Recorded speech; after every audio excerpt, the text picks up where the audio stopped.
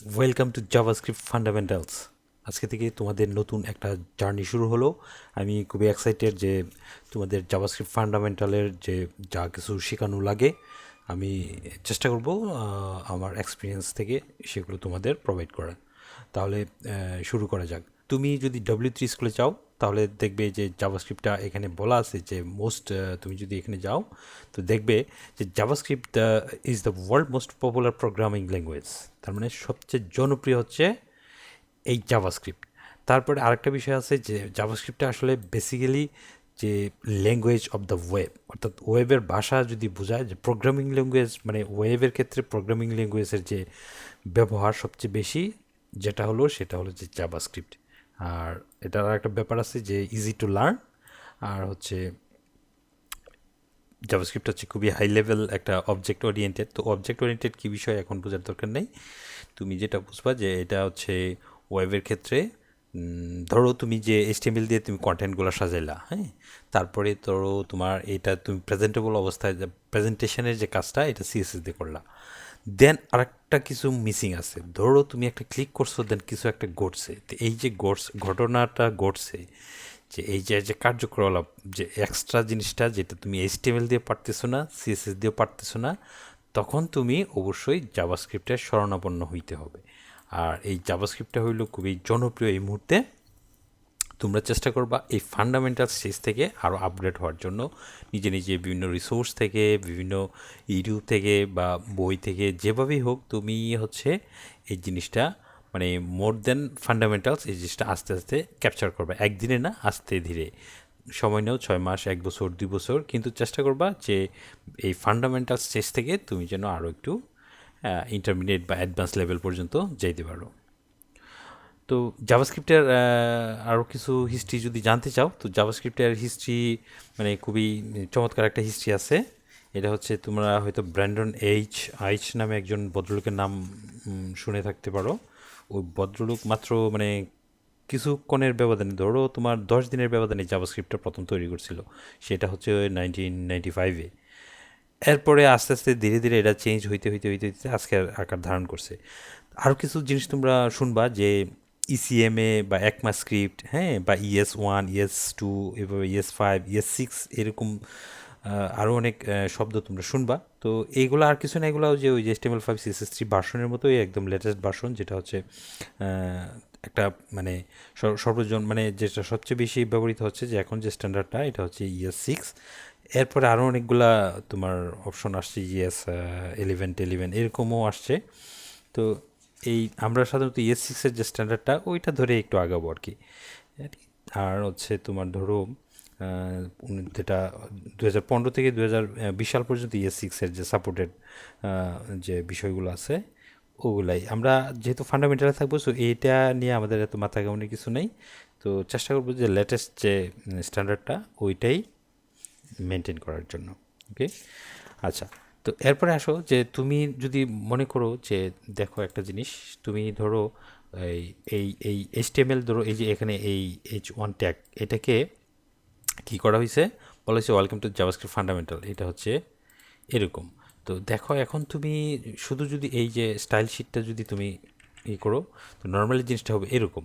তো এই জিনিসটা কখন চেঞ্জ হয়েছে, তুমি CSS দিছো, তারপরে জিনিসটা এরকম হয়ে গেছে। তো এই যে তুমি এটাকে যদি মনে করো যে একটা নাউন, আর এটাকে যদি মনে করো অ্যাডজেক্টিভ মানে বিশেষণ, মানে তার যে প্রেজেন্টেশনটা, আর এটার একটা কার্যকলাপ যদি তুমি মনে করো যে একটা কাজ করবা, ধরো অ্যালার্ট লিখে, ধরো আমি এখানে স্টাইলের বদলে আর একটা জিনিস লিখলাম, ধরো স্ক্রিপ্ট। ওকে, এখানে লিখলাম যে অ্যালার্ট লিখে আমি বললাম যে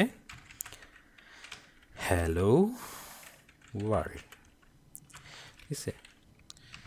ওকে, এখন দেখো এই যে জিনিসটা ঘটছে যে হ্যালো ওয়ার্ল্ড এরকম একটা কি অ্যালার্ট চলে আসছে ইউজারের সামনে। এখন ইউজার এটা ক্লিক করলো, দেন পেজটা লোড হয়েছে। এই যে কাজটা একটা কাজ ক্রিয়া, তার মানে বার্বের কাজটা হচ্ছে তোমার ধরো জাভাস্ক্রিপ্টে করে। তার মানে তোমরা যদি এরকমভাবে হিসাব করো যে HTML-টা হচ্ছে নাউন, আর CSS-টা হচ্ছে এক্সিকিউটিভ, আর জাভাস্ক্রিপ্টটা হচ্ছে জাভাস্ক্রিপ্ট বানানটা দেখছো, জাভা আর এরপরে স্ক্রিপ্ট, যে বড় হাতের এস বড় হাতের, এটাকে বলে ক্যামেল কেস, আর এগুলো আরও সামনে বলবো।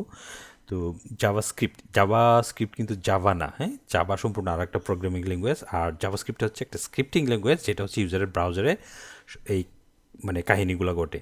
হ্যাঁ, সার্ভার লেভেলের কাজ আছে, কিন্তু আমরা যা শিখবো সেগুলো, এগুলো সব ব্রাউজার লেভেলের কাজ, মানে স্ক্রিপ্টিংয়ে যে যে বেসিক জিনিসগুলো আমরা শিখবো এগুলো হচ্ছে জাভাস্ক্রিপ্ট এই ব্রাউজারেই কাজগুলো করে ফেলবে।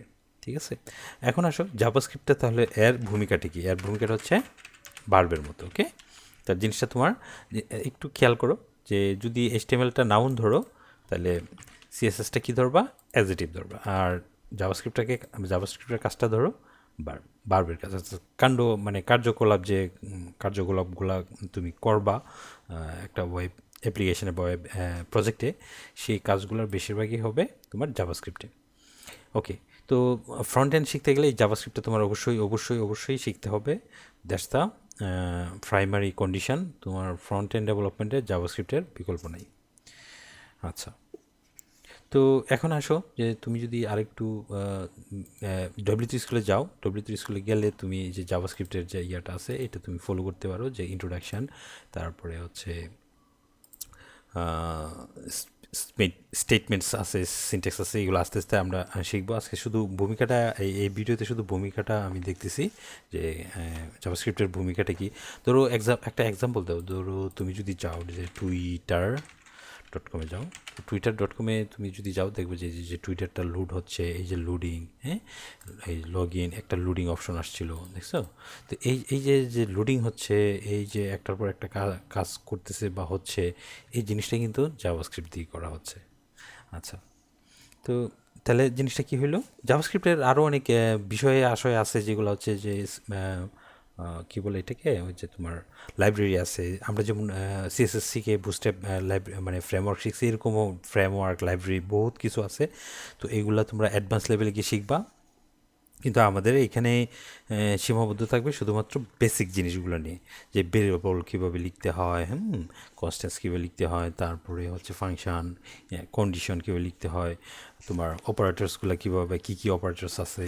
তো এগুলো, এই হিসাব নিকাশগুলো আমরা দেখব। তারপরে টুকটাক দু একটা আমরা অ্যাপ্লিকেশান, খুব সহজ সহজ দু একটা অ্যাপ্লিকেশান বানাবো। তারপরে হচ্ছে আমরা কীভাবে ডম ম্যানিপুলেট করে, ডম ম্যানিপুলেটার কিছুই না, ধরো মানে যখন বিস্তারিত বলা হবে, ধরো তুমি একটা ওয়েব, তোমার যে প্রজেক্টে তুমি তুমি যেটা হচ্ছে এইচটিএমএল সিএসএস দিয়ে পারতেছো না, এই ধরনের কিছু কাণ্ড কারখানা, যে ম্যানিপুলেশন, অর্থাৎ তোমার ইচ্ছা মাফিক যে কিছু একটা করানো, এই কাজটা আমরা জাভাস্ক্রিপ্ট দিয়ে করবো। আরও কিছু স্ক্রিপ্টিভ ব্যবহার করবো, যেগুলো দিয়ে হচ্ছে তোমার স্মুথ স্ক্রলিং করা যায়, তারপরে কিছু অ্যানিমেশন অ্যাড করা যায়, যেটা হচ্ছে সিএসএস দিয়ে করতে গেলে অনেক হাঙ্গামা করতে হবে, যেটা হচ্ছে তুমি এক লাইনের এক কোড দিয়েই তুমি স্ক্রিপ্ট দিয়েই তুমি এই কাজটা করে ফেলতে পারতেছো।